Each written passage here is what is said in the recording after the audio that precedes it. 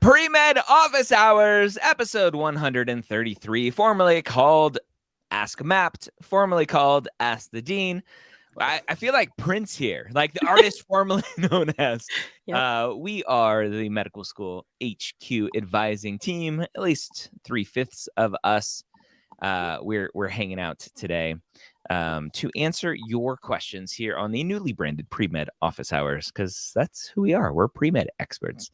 My name is Dr. Ryan Gray, the host of the Premed Years, the MCAP podcast, the Old Premeds podcast, Ask Dr. Gray podcast, Specialty Stories podcast, E-Shadowing, and many more probably. I am joined by author of the Premed Playbook, all of those fun things. I'm joined by my co-founder at Mapped, Rachel Grubbs. How you doing, my friend? I'm good.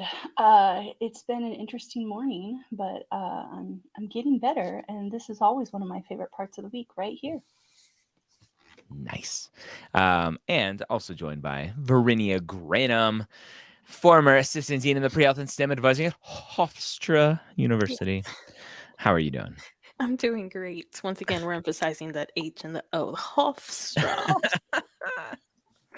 A little behind the scenes jokes. Hofstra.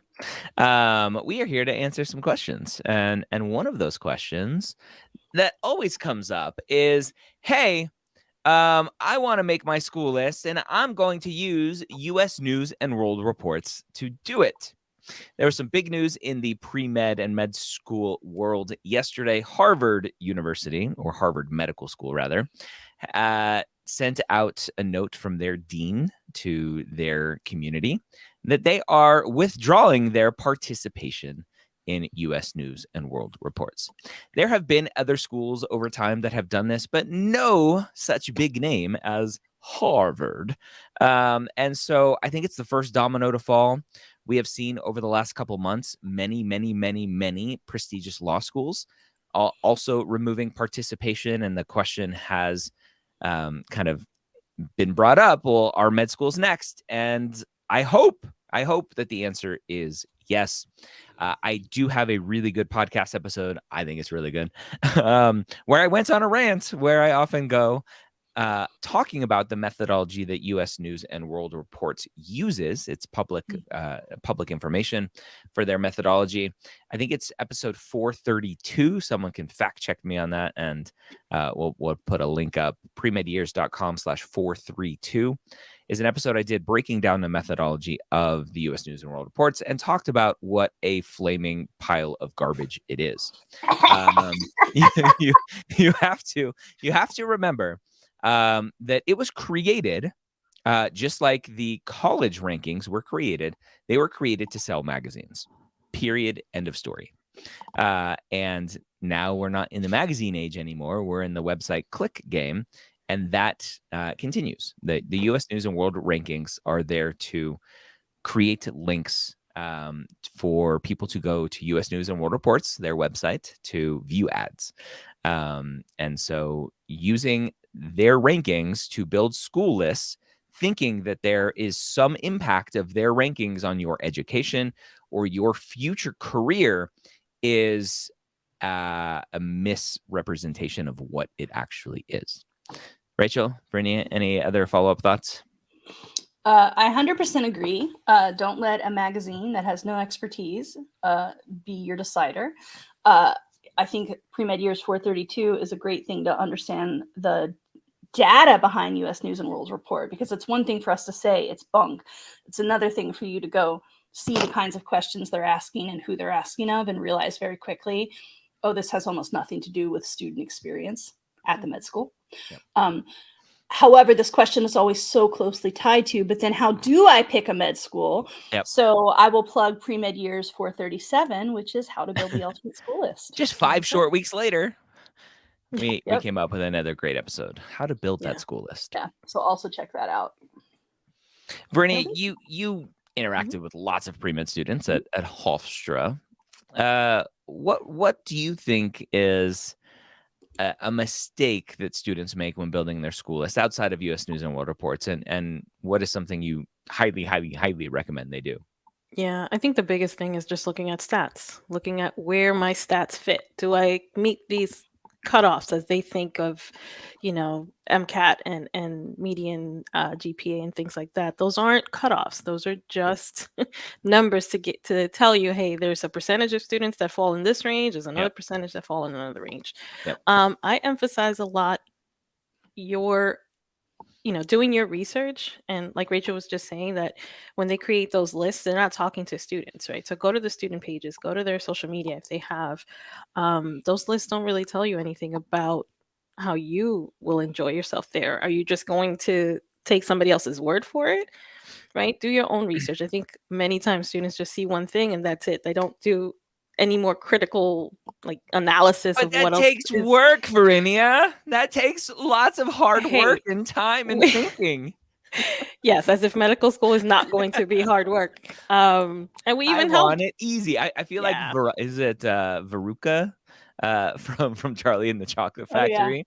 She's like, Yes. I want a golden goose, Daddy, and I want it now. Like, Yes. I want a school list and I want it now. Like, Yeah. Well, we kind of sort of made it a little bit easier for you all. Just check out this oh podcast. man, someone's gonna cut that and make a meme out of it.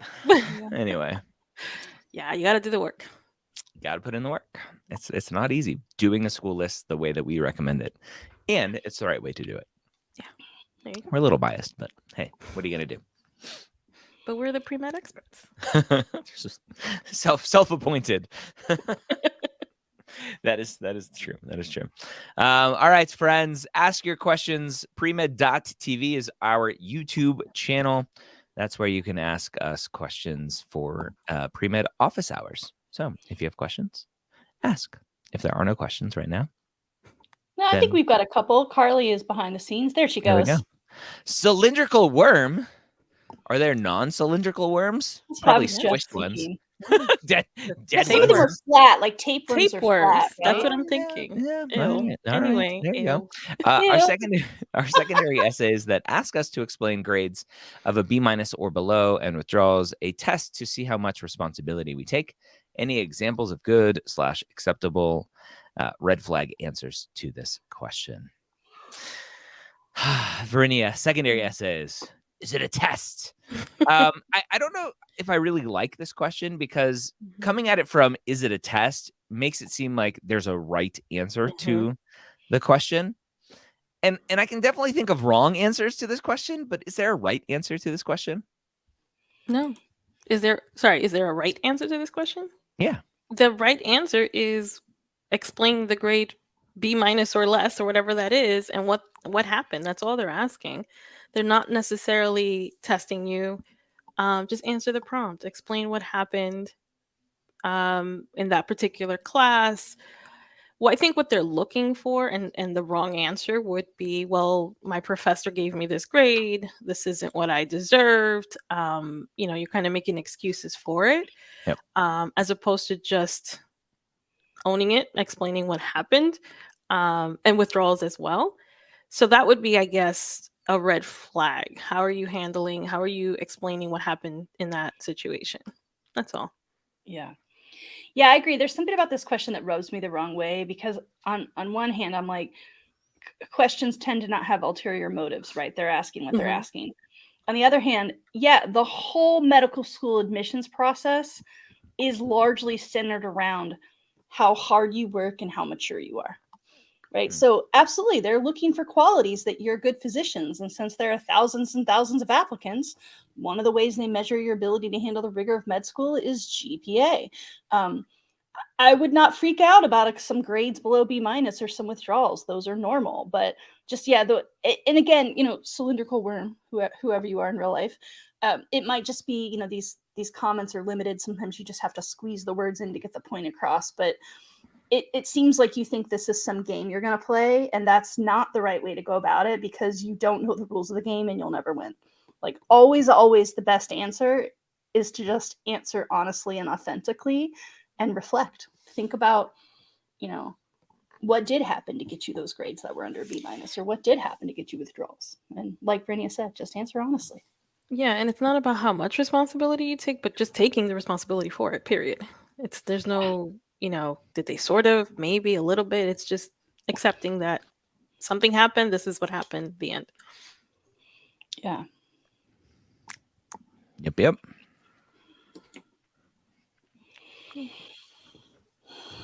Emmanuel, hey all, I hope you are doing well. My question is about the WMC Preview exam. So Preview didn't learn from Casper how nobody knew how to like properly capitalize Casper. And so Casper's like, screw it, we're just doing normal proper case, capital C, lowercase Asper. And then Preview came out with capital P, capital R, capital E, lowercase VIEW. And anyway, will all schools require it this year? How important is the WMC Preview? No, all schools will not require it. I tried to look yesterday because in Application Academy it came up, and they used to have a list of schools that wanted it, and now they don't have one, and it just says all participating AMCAS schools may want it. So I think at the end of the day, you're just going to have to go school by school and see what they require. And then how important is it, Rachel? Is that an impossible question to answer? Well, whoops. Whoa, we're fighting over cameras. Sorry, Carly, you're in charge. I have a thing where I'm like, when in doubt, I'll run cameras. It's actually not really known how important it is yet because it's pretty new. So all the situational judgment tests, right? So Casper, which kind of go along with Duet and Snapshot and the Preview, are new enough that one good thing I think about education institutions, like sometimes we get frustrated with them that they move slowly. But in this case, that's positive because some schools are using these exams as a way of assessing med school entrance. But I think more of them are just using it to then track, right? But, you know, I'm going to go ahead and make my decision regardless of this data. But then in 4 years, I'm going to look at how does this compare to how they actually did throughout med school. You should take it in good faith and do your best. But I wouldn't, I don't know. Again, it's something you're not in control of, so you can't overthink it.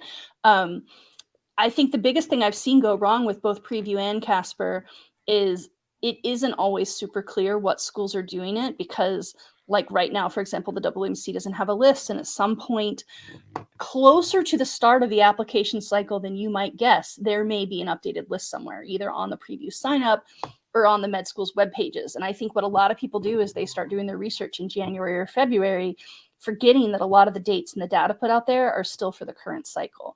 So around the time you're submitting your primary application, you should be double checking. Because last year I saw many students say, I got rejected outright because I didn't do the Casper Preview and I didn't even know I was supposed to. I'm like, well, like they don't spoon feed it to you. You got to do the research. And sometimes the testing company lists the schools and sometimes it's on the school website and sometimes it's part of the school secondary. And you just got to check all the places because right now, unfortunately, there's not a consistent place for that data and it does change year to year. So make sure, even if you're researching it now, that you're checking again in April or May because that might be when the data gets updated. Yep. Yeah, and just a kind of a follow-up to that, just because it's required, again, kind of going to what you were saying, Rachel, just because it's required doesn't mean it's used. And so you just never know how it's going to be used. Schools maybe just wanting to collect data on, hey, it looks like 90% of the people that we accepted last year scored in the top quartile of Casper, and that may be useful information. Or they may look at all of the students they accepted, and there was an even distribution between all the quartiles of Casper, which probably is not a good thing. And so I think a lot of schools are using it for data collection and not necessarily using it in admissions at this point. I know specifically because I have a pretty good relationship with one of the co-founders and co-creators of Casper, is that they are pretty adamant talking to the med schools that Casper should not be used as a screen out tool.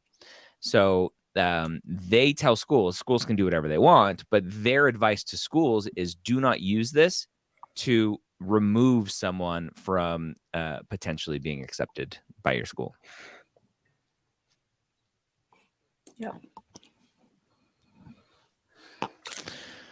Alrighty, Kevin Fun. Hello. Is a DO program ideal for someone trying to pursue a competitive specialty like radiology? All MD schools, all DO schools are good for people who want to be doctors. That's the answer. The end. The end. Simple. Menal, I am a freshman planning on doing EMT as clinical experience. Should there be more than one clinical experience? I plan on doing community service, research, etc. as well. Vernia, this comes up a lot. The fact that students are like, I was told that I have to have exactly 3.3 different types of clinical experience and shadow 2.75 different types of physicians. Yeah. What's going on here? Good luck as finding. you answer, I'm going to disappear for a minute because I need another drink. So I'll be back. Go for it. Good luck finding 0.75 doctors to shadow. Yeah, so it doesn't matter. You're gaining clinical experience, right? As an EMT, presumably you're seeing different patients, you're seeing different scenarios, you're involved in different aspects of care for that individual. So no, it's not absolutely necessary to kind of mix things up a little bit. If you're shadowing, you get an opportunity to see other sides of medicine. That's great. But you don't have to change the actual clinical part of it and the clinical experience. If you're gaining it from being a scribe, if you're gaining it from being a phlebotomist, it's okay. Gaining it from being an EMT.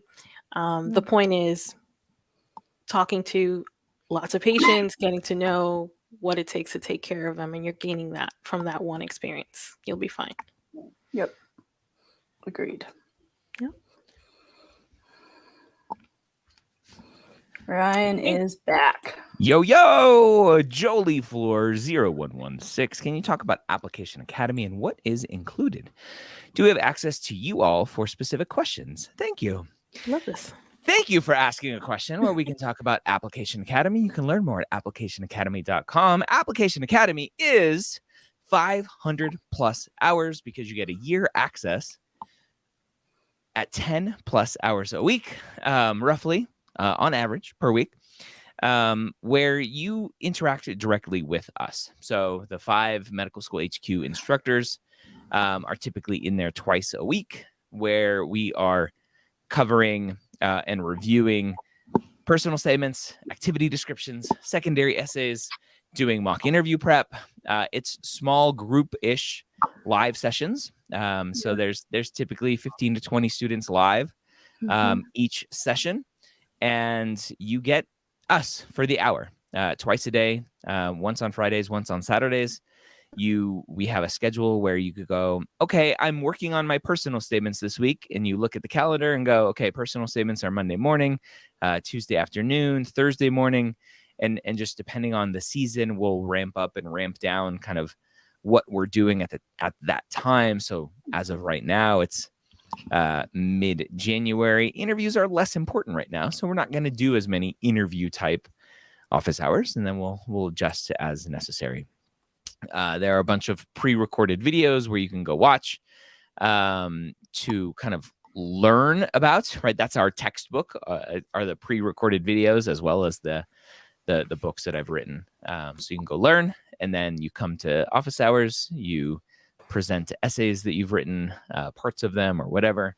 You volunteer to practice mock interview questions, and we get feedback. So it's an amazing, amazing group of students, and we love it. So that's Application Academy. Cool. Sabrina, should I wait to hear back from schools? I have interviews at or plan a reapplication at this point. Well, Sabrina, if you go to premedworkshop.com, that will redirect you to our reapplication workshop we're doing on the 28th. Is that 26th. Thursday 26th? the 26th. Thursday the 26th. So go check it out. Rachel, Sabrina hasn't heard back from schools that they've interviewed at. What's going on? They had the interview. Yeah. Could be a lot of things. You got the interview. That's a big, exciting win, right? Courtney Lewis, who is she's on our team, but isn't doing SMAP or pre-med office hours this week. She was talking about her particular school that she was the director of admissions for last year, and was saying roughly the numbers were 6,000 applicants, only 450 interview seats out of roughly 200 actual seats. So even just getting the cut to an interview is a big, big compliment. In terms of should you wait to hear back, well, yes, you should wait to hear back and you should continue to hope. I do think this time of year you should also be thinking about, but what if I have to reapply?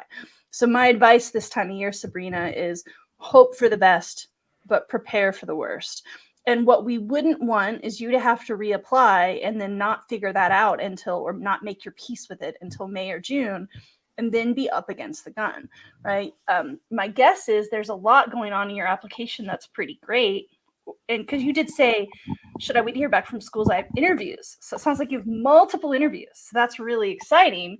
But you still probably want to look at your application and see, is there anything that happened in the primary or the secondary application that I could improve? And then also, depending on how many interviews you've had, if you haven't heard back from any of those schools, maybe assess what happened with your interviews, right? Were you super nervous? Were you, I've got a nervous tick where I play with my hair and I don't always remember to stop doing it when I'm on camera. Did you struggle to articulate your why medicine? So I would definitely do some reflection. And then like Ryan said, premedworkshop.com. So Thursday, the 26th, that's sometime in the afternoon. I don't remember the exact time. We'll be doing a workshop to help people go through each kind of key point of the application and what to assess. So when people ask, how do I plan my reapplication? It's going to vary depending on what your actual application looked like in the first place. But that workshop's going to take people through it. And as always, if you can't make it live, we'll give people access to the recording. So it's always good to sign up, even if you have a conflict that day. It's 3:30 Eastern on the 26th.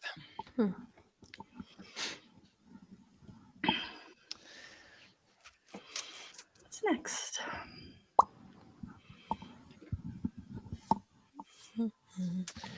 Bro Dio. According to the MSAR, some medical schools that I want to add to my list show that 90% or more of the admitted students have research experience. If I have zero research experience, am I at a disadvantage?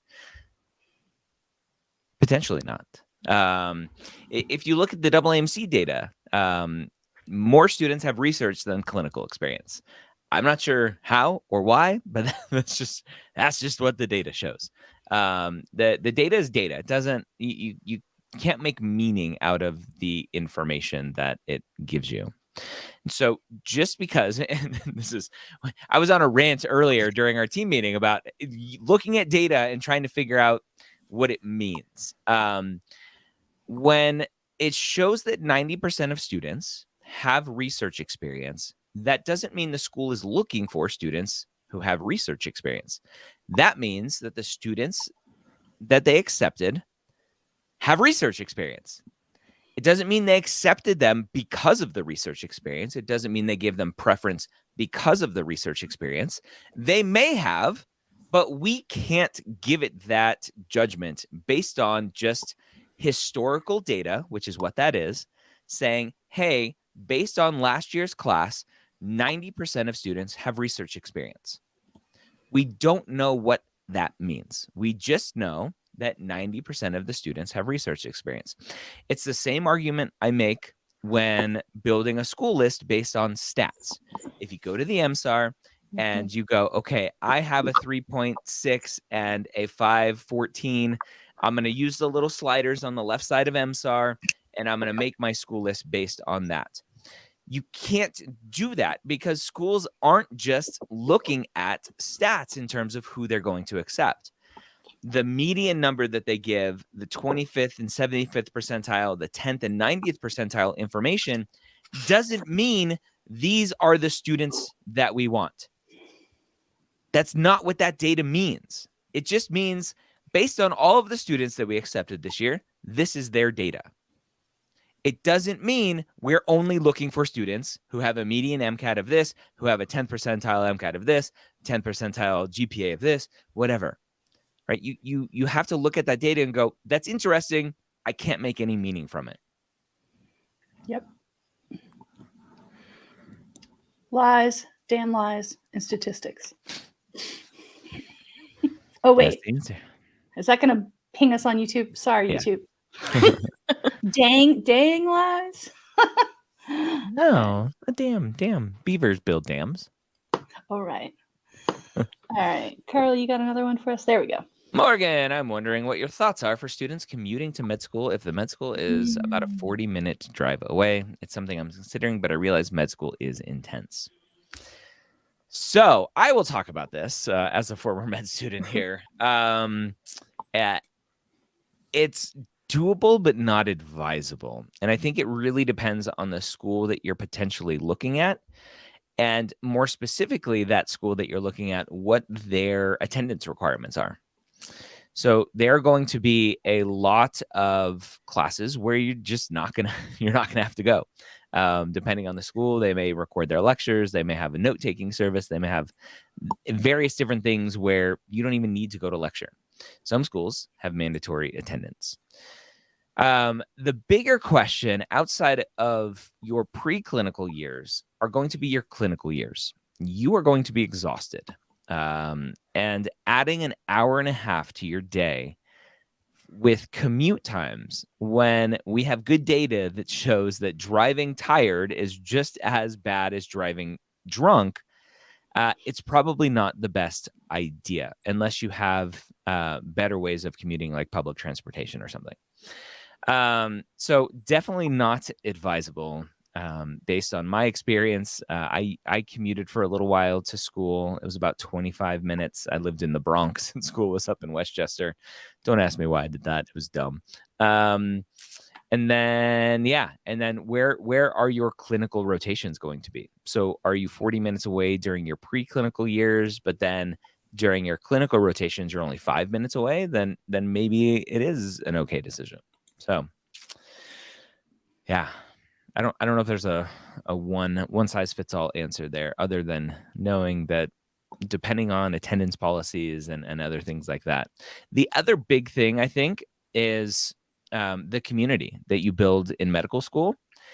I always liken it to going to conferences. I like to stay at the conference hotel because that's where everyone is staying, and that networking and community is huge when going to conferences. It's the same for med school. When you are all together and you're not leaving 40 minutes or an hour early or 2 hours early because you'd rather go drive your 40 minutes to beat rush hour, you're missing out on that opportunity to build that community in med school, which is super, super important. Yep. Yeah. We can take off that Application Academy too. Kevin Fun is back. Are reapplicants at a disadvantage? Didn't Kevin just ask the other question too? Yeah. About the data? Yeah. Yeah. There is data out there that shows that reapplicants get into med school at a lower rate, but again, you can't make any determinations based on that. No, you're not at a disadvantage. I think you're at a disadvantage if you don't show some kind of growth. Yeah. Like if you just submit the same application, then yeah, you're right. That's not going to go really well for you. So you want to look at your application, make sure that you've done something along this path that shows that your continued interest and passion for medicine. Yeah, agreed. And Kevin, I think some advice for you is go take a stats class, use some critical thinking skills here. I'm going to drop you a fun fact we often use in LSAT prep, which is people who eat ice cream are more likely to drown. That's the best website. Have you seen this? Spurious Correlations? Oh, spurious correlation. Yeah, right. Yeah. Because people who eat ice cream are more likely to drown, right? That's a correlation. Yeah. It's not a cause. Yeah. Like, when are you more likely to eat ice cream? When it's hot out. When are you more likely to swim? When it's hot out, right? Like, there's another factor that's not mentioned, right? And that's what I want you to understand is, like, if you start just picking at these random data points, you're going to back yourself into some corners that might not have anything to do with reality. Yeah. I'm sharing my screen here because I love this website. Let me go window here. So this is Spurious Correlations. If you Google it, this Tyler Vigan, whatever website. So he has these correlations. I'll zoom in here. Where this is U.S. spending on science, space, and technology correlates with suicides by hanging, strangulation, and suffocation. So you can see, like, there's almost a direct correlation there. And so, maybe we should stop spending on science, space, and technology because we have too many things. Number of people who drowned by falling into a pool correlates with films Nicolas Cage. Darn you, Nicolas Cage.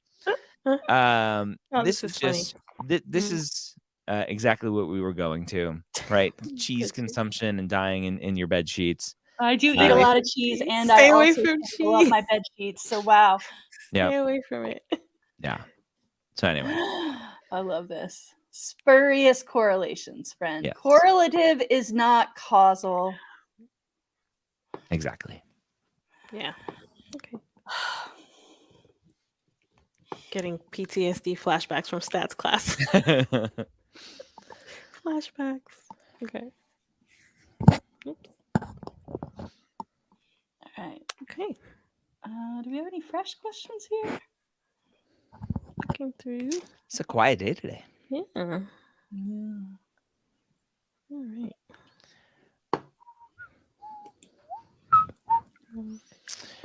Hello, Pubble. Hello, Dr. Gray. And Verinia and Rachel. What do you think of the future holds for tuition in med schools? Right now, some schools seem unreachable in terms of cost without large amounts of aid, even if you do get accepted. I would say not some schools. I would say most schools require a large amount of financial aid. That's the game right now. Again, we were talking about this morning in our team meeting. We have a potential primary care shortage, and with the tuition and costs, not even just tuition, the cost of attendance for medical school, the cost is so high that a lot of people potentially are shunning primary care to go into higher paying specialties because they want to pay back their loans faster or whatever. So yeah, it's an issue, and it's not just med school. We have a tuition debt, a school debt bubble in this country. I think $1.5 trillion. I think it is. It's a huge issue. So, yep.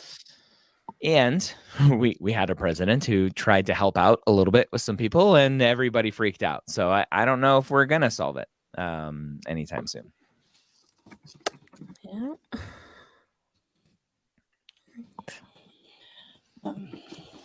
One quick thing, going back to that, I think we may see some creativity potentially, hopefully, from some medical schools. Something to Google are called ISAs, income sharing agreements. I'm not sure, Rachel or Verinia, if you know what those are. Purdue University is one of the biggest universities, regular kind of traditional universities that is known for this. With a couple of their majors, including some engineering majors. But it really started, I think, and I don't know the full history, but where I started hearing about it were very non-traditional schools that would help coders want to go get a job at Google or Facebook or wherever. And the income sharing agreements are basically, we'll educate you for free, but you are going to sign a contract that says we're going to get a percentage of your salary for X number of years, X percentage. And it basically allowed students to not have student debt in the traditional way. And you had more flexibility coming out looking for a job, because in this instance, you didn't have to go become an orthopedic surgeon so that you could make $400,000 a year. If you wanted to go find a job when you were done with your coding academy for $50,000 at a not-for-profit, you could do that. And the income sharing agreement may say, hey, we're not even going to take any money from you because you're making less than a certain amount. And so there's lots of flexibility with those types of things. And I would love to see some medical schools play with it and see what they can figure out. Yeah, I have read a little about them, and I know our friends at Student Loan Planner. It's just one of the many groups out there that helps people manage debt and manage loans. That they have some concerns about them. So not to say that they're all bad, but they can end up costing you more than loans. There's more likely to be a prepayment penalty. So I wouldn't I wouldn't say ISAs are the new solution, but they're a solution, and I think they're going to be right for some people and not right for others. Taking on debt is pretty terrifying to me personally. So something like an ISA sounds appealing, even if I have to pay more later, just because I'm not burdened with the debt now. But you have to really do the math and figure out what's right for you. Yeah. I think there's I think it was an NPR podcast, had the president, I believe, of Purdue on talking about it. So if you Google around Purdue income sharing agreements, you can find some good information. All right.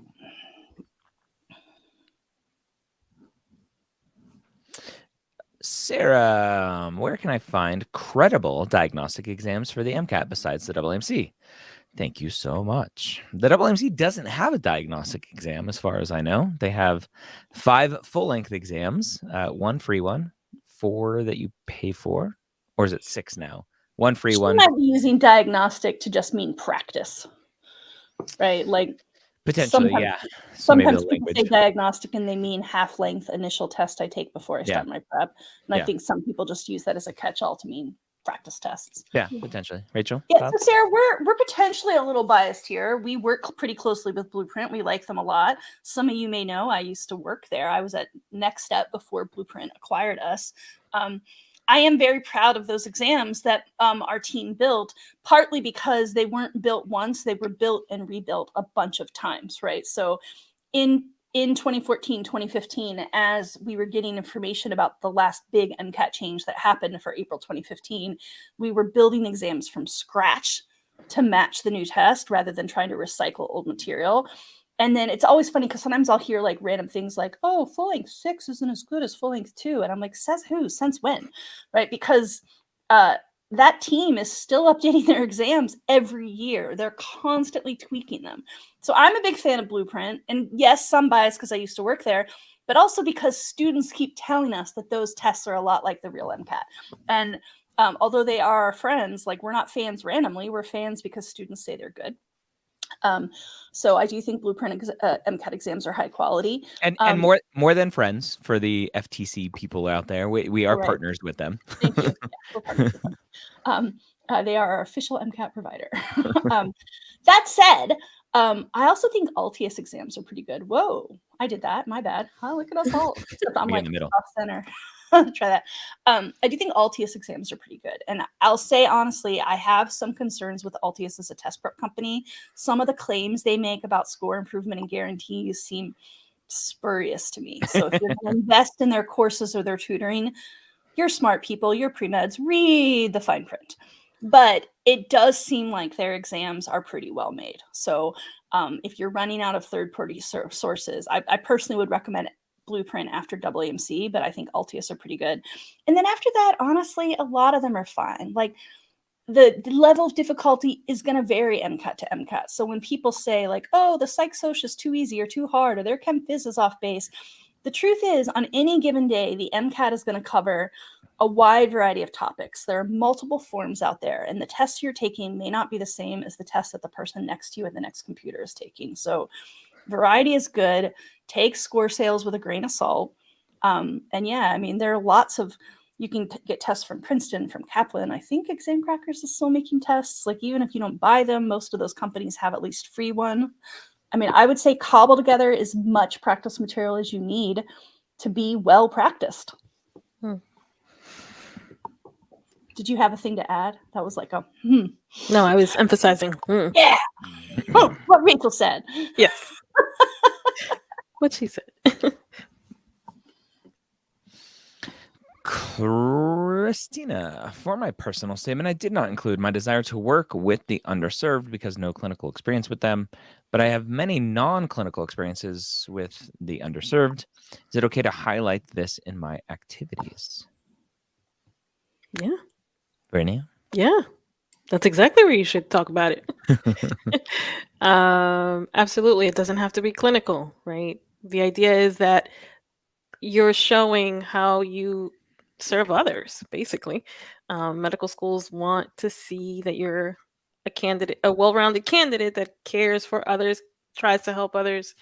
So absolutely talk about that in your activities. Your activities do not all have to be clinically related. Yep. So our big stance here is that the personal statement is, why do you want to be a doctor? Not necessarily what population you want to serve as a doctor. I know there are other pre-med advisors out there who disagree with us, and that's okay. You can agree or disagree with us. So why do you want to be a doctor for the personal statement? And then yes, your activity section is going to highlight the things that you've been filling your time with. And if one of those things or several of those things are serving the underserved, whether it's clinical or non-clinical, you put that in your activity section, you reflect on it, you talk about the impact that it's had on you. And you don't necessarily need to tie it with why medicine, but reflecting on potentially that impact on you to want to continue to serve that population for whatever reasons. Mm-hmm. Yep.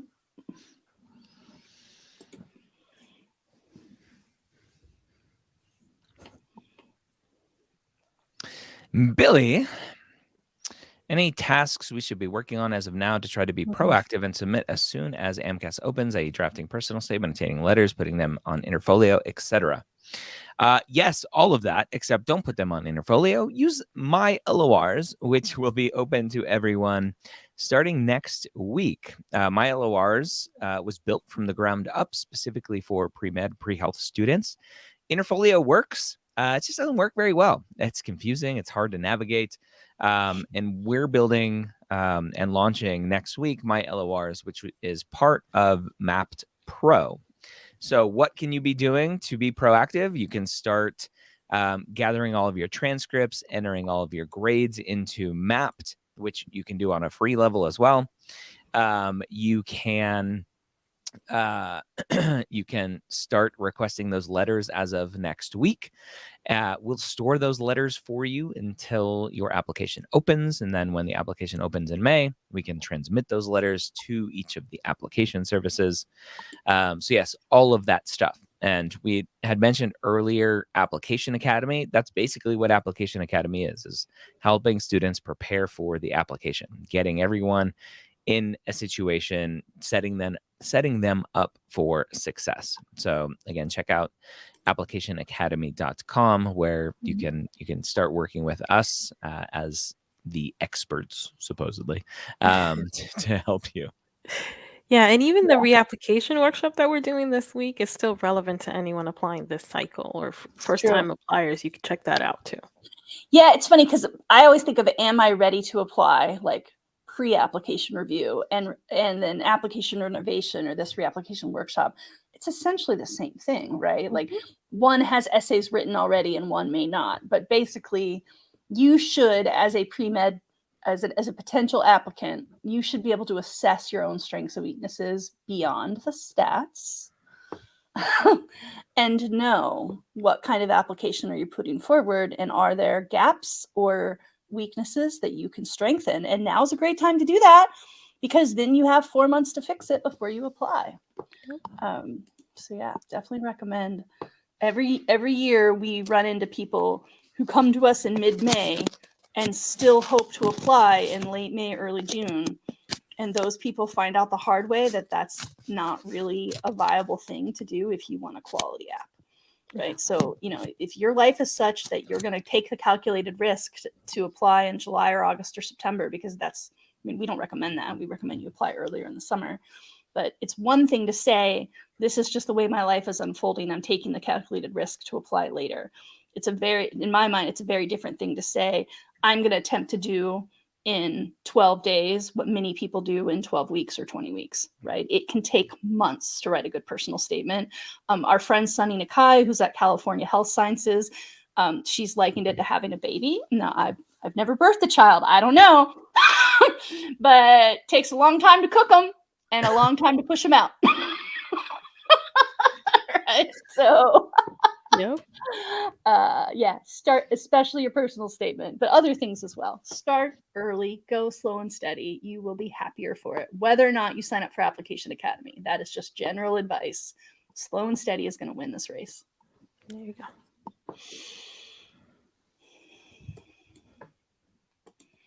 Oh, and just a side note for Application Academy, we do have a scholarship for it based on the lovely donation from one of the students that we worked with this past cycle.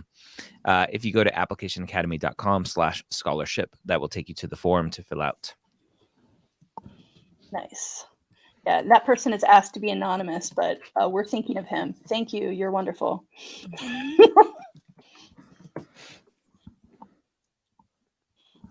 He's got another interview this week too. Nice. Mm. Next week, maybe. Yeah, coming up soon. All right. Malay, how to reach out to med schools about number of credits to take. It's really expensive. I'm having difficulty trying to afford my 2 classes right now. I'm not really sure what they can tell you. Yeah. Vernia? I would recommend Mappd app. Check out Mappd. Go ahead, get a free subscription to it, or sign up for it. We can take a look at it for you. We can tell you what your situation, based on what information you provide. We can help you out. We can point you in the right direction, because medical schools won't really be able to do that. Yeah, so and just from the way this question's asked, it makes me think maybe it's someone who's newer to being pre-med. So actually, our teammate Carly, who's doing the production today, is also our blog writer, and she wrote or recently updated a great blog post we have that's just sort of a standing pre-med 101. So I'm putting that link here in the chat, Malay, so you can go check that out. Although it varies med school to med school, there are certain prereqs that are generally accepted to be required from all med schools, and then there's some variations. And also, most med schools want to see at least 90 credits from a U.S. institution outside of the pre-med path, right? So, there's certain pre-med requisite courses, and then also there's just the assumption that you have a bachelor's degree or some equivalent of it. I'm not sure if that's kind of what you're getting at, but that post that, well, I thought I posted a link. Maybe I didn't. That might help you just sort of get a bigger sense of what the steps are. I wonder if the question is more around, is it okay to take 1 class versus 2 classes? Will they be concerned that I can't handle the rigors of med school if I'm not taking full course load each semester? And so my answer to that is potentially, and you need to do what you need to do to get through this process. So again, I think the best answer Vernia gave in terms of go create a free account at mappd.com, mappd.com. You can use the referral code 30 days free for a free 30-day trial of Mappd Pro. Mappd is free forever. Track your classes, track your applications, track MCAT, all that fun stuff. But if you want to reach out to us as advisors, Mappd Pro will let you do that. Mappd Pro also includes My LORs, which is our new letter of recommendation storage service and transmitting service. And so during your free trial of Mappd Pro, you can ask questions of us as well. So go make an account, put all your grades in, and then go over to that pre-med advice or advising tab and ask your questions there. All right. I know we have to end on time. It's 9:08 to the hour, so we have time for 1, maybe 2 more. Yeah. Kirk asks, what's a good amount of shadowing? Would clinical experience as a medical assistant count as shadowing, or would that be separate? Rachel, shadowing versus clinical. Yeah, I appreciate this question, Kirk, because it is a common source of confusion. They are 2 separate things. Now, you may find, oh, look at that. You may find that sometimes in your clinical experience, you are given chances to shadow. And it is possible that you're getting a mix. But when it comes to categorizing them, especially when you're talking about applying to allopathic schools. So if you look at ACOMAS in Texas, they tend to have categories that are just one big lump of healthcare experience. But AMCAS makes the specific distinction between clinical experience means direct patient care versus clinical observation is I am observing a physician, watching them. It says here, this banner, watching do direct care, which I think is something I actually wrote in the past. But shadowing is much more. It's also observing them when they're not at the patient bedside or in the patient room. It's watching them, argue on the phone for hours with insurance. It's watching them, do voice memos or do their own charting if they don't have a scribe. It's that whole experience. So even if you're getting a chance to observe physicians as a medical assistant, what you want to consider is, are you getting a chance to observe their whole day and not just doing work alongside them? So sometimes I find that people who get a lot of clinical that has some shadowing mixed in can split it. You should never double dip. But for example, you might say, well, I had 1,000 hours as a Med A, and I'm going to count 900 of it as clinical and 100 as shadowing, because I feel like that 90-10 split is a rough estimate of how it actually worked in real life. And that's okay, because activities, it's no black and white. There are no rules. It's all subjective. It's all honor system. So as long as you understand the distinction between the two, you can slice and dice that classification as matches your reality. Yep.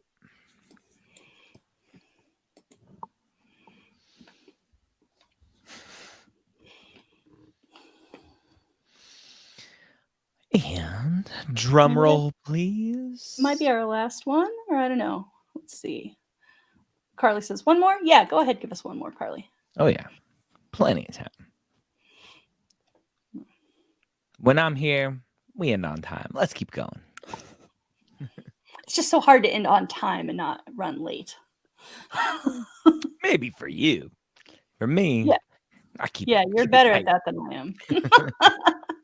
I think everyone's busy getting ready, getting their application Well, while stuff Carly's ready. finding a comment, I'll remind you guys, if we don't get to your question today, Ryan, Dr. Gray mostly does IG Lives on Friday at, when are they, 11 a.m. Eastern? 11 Eastern. And then this thing that has been asked Mappd has been asked the Dean, that is now Premed office hours. This free live advising hour is Wednesdays at 1 p.m. almost every single week. Sometimes we skip at the end of the year, but mostly we're here. And you can always go back and watch the old live streams too. Yep. Deshaun asks, this might be a niche question. It's definitely niche, not niche. Niche question, but how do you write about a negative research experience in the AMCAS application as an MSTP applicant? Negative meaning toxic environment, etc. You don't. You don't. Vernia, we talk about negativity a lot, whether it's interview answers, essay answers. Deshaun can write about impact and experience without focusing on the negativity, right? Absolutely. The whole idea is to talk about the experience doing research, the actual work of it, not the other stuff that was maybe going around in that particular situation. So how did it impact you aside from the negativity that was going on? How did just the doing the research part of it, right? Doing the work, how did that impact you? What kind of an impact did it have on your development? That's what you focus on, right? We tell students all the time, don't focus on negativity. Focus on what positive things came out of this experience. Yeah, that's it. Yeah, and that's not specific to research for MD, PhD, medical science training, right? It's for anything. You got to be negativity is a quick app killer. Yes, definitely. So I was unclear on what MSTP stands for. Medical Scientist Training Program. Got it. Okay, thank you. Medical Sciences Training Program. So the MSTP is typically, those are going to be the NIH-funded MD, PhD programs. I don't know if there are any MSTP DO PhD programs, but I don't think so. Someone can check it's just a subset of MD, PhD that's particularly, appealing because it's NIH funded. So yeah. So focus on the positives, the things that you really enjoyed from that experience.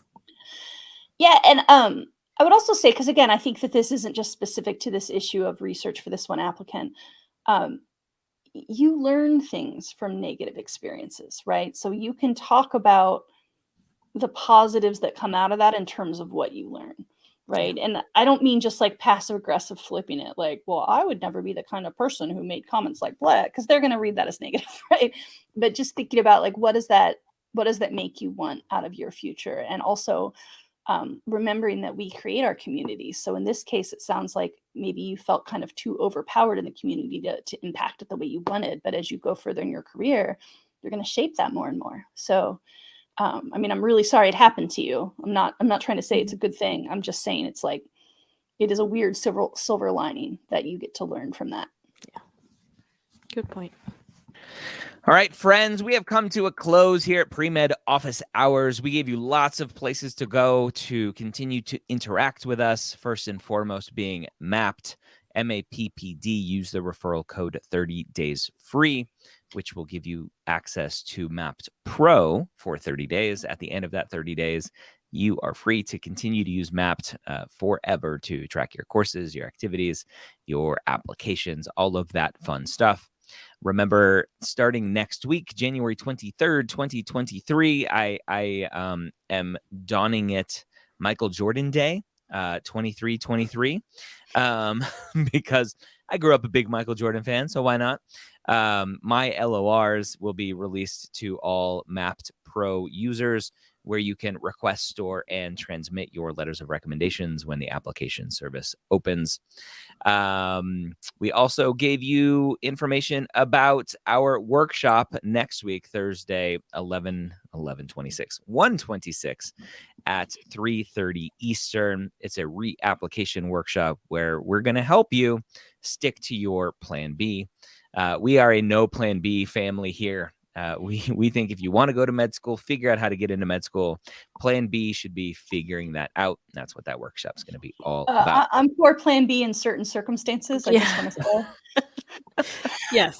I'm just saying when you're talking about med school. If you have a $52-ish charge at CVS or Walgreens at 8 something in the morning, we're all for that. Anyway. Let's keep rocking and rolling. Anything else we missed, friends? Application Academy. That's the other big thing. Academy. We talked about a lot of resources for you. So Application Academy is an amazing deal. I mean, admissions is really expensive. Getting advising help is really expensive, especially if it's one-on-one. This is a $600 investment. It's still expensive. I'm not pretending that's not a lot of money, but it is significantly less expensive than most advising resources. And we do have the scholarship available. So check it out. Yeah, I actually secretly think it's better than a one-on-one advising because you get so much access to us. Yeah. So. Yeah, that said, one of the things that I often, because I talk to a lot of prospective students who are considering enrolling, is if you buy at least 10 hours of application cycle advising with us, you get Application Academy. So I feel like for the people who have the means to afford that one-on-one or just really like the idea of some private sessions, you can get best of both worlds. You can get the one-on-one time so you can, kind of ask the tougher, more vulnerable questions privately. If you're not ready to do it in a group, you can get someone to review your entire personal statement. But then you also have that community, 10 sessions a week. I think particularly because often in pre-med life, when you've got a question in your brain, it's like burning until you get the answer, right? And I love the idea that you can drop into a class 10 times a week to ask that question. And on that note, we're out. Have a great week, everyone. We'll see you soon. Bye.